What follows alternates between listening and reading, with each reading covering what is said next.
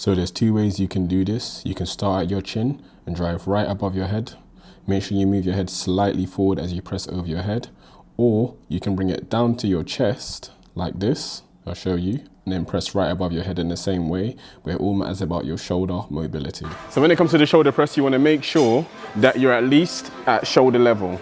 Makes it a lot easier to lift off the rack. You don't want to be too low and then you're having to scoop underneath yourself. So for me, I always say underneath, push away, make sure you're nice and tight, feet shoulder width apart. Try to engage your glutes as well, engage your glutes, engage your core.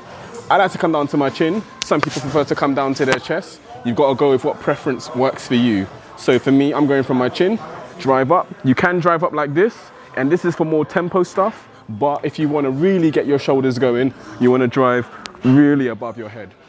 Drive all the way above your head. And for me, one of the reasons I like to also come to my chin is because it keeps that constant tension on. And I think for me, I always love that constant tension on my shoulders. Plus, to be honest, it probably makes it a little bit easier coming to your chin. Coming down to your chest makes it a bit harder. So as again, preference is up to you. I like to always add a nice superset that I would do with a movement. So this one I think is great. A great addition to this one is the pike push-up. Simple, gets you in. You don't need to go crazy with high reps of it. Just aim for 6 to 10, nice and controlled. So let's go. So you do your shoulder press, you jump straight in.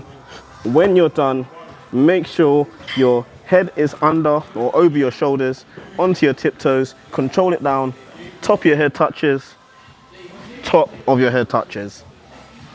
Just another, and you can go wider if you really, really want to hit your shoulders a different way as well.